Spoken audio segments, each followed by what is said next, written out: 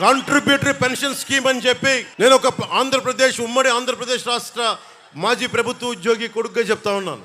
మనకి పెన్షన్ అనేది చాలా కీలకమైంది. జగన్ వచ్చినప్పుడు 2019లో కాంట్రిబ్యూటరీ పెన్షన్ స్కీమ్ రాగానే వారం రోజులు తీసుకొస్తానని చెప్పి మోసం చేశాడు. ఈ రోజు వరకు ఊసేతట్లా. మొన్న నారా చంద్రబాబు నాయుడు గారు 4 దశాబ్దాల సుదీర్ఘ అనుభవం ఉన్న 3 పర్యాయాలు ముఖ్యమంత్రిగా ఉన్న వ్యక్తి, వారికి ఒకటే చెప్పాను, కూటమి ప్రభుత్వం రాగానే మనం అసెంబ్లీలో ఉద్యోగుల కోసం కాంట్రిబ్యూటరీ పెన్షన్ స్కీమ్ గురించి ఒక చర్చ మొదలు పెట్టాలి. దానికి సంవత్సరం లోపు బలమైన పరిష్కారం కనుక్కోవాలి. అది ఉద్యోగులకి నిజంగా భద్రత. అది పెన్షన్ అనేది పెద్ద కొడుకు లాంటిది.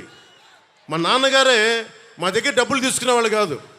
ఎందుకంటే మీరు ఏం మాట్లాడతారో తెలియదు, మీరు గబుక్కునంటే ఒక ఉద్యోగికి పెన్షన్ అనేది భద్రత. అలాంటి భద్రత ప్రభుత్వ ఉద్యోగులు కల్పించాలనేది మా కూటమి తాలూకు ఆకాంక్ష. నేను జగన్ లాగా అబద్ధాలు చెప్పట్లా, జగన్ లాగా వారం రోజుల్లో మీకు అద్భుతాలు చేస్తామని చెప్పట్లా. ప్రభుత్వ ఉద్యోగులందరికీ తెనాలి ఈ సభ నుంచి వేదిక నుంచి చెప్తా ఉన్నాను, సంవత్సరం లోపు పరిష్కారం తీసుకొస్తాం.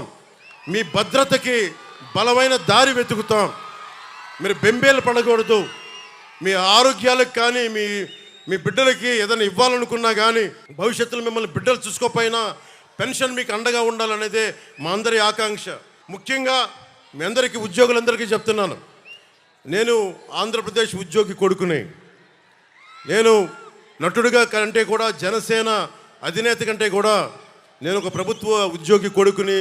దిగువ మధ్యతరగతి కుటుంబాలకు చెందినవాడిని. మధ్యతరగతి కష్టాలు ఎలా ఉంటాయో తెలుసు.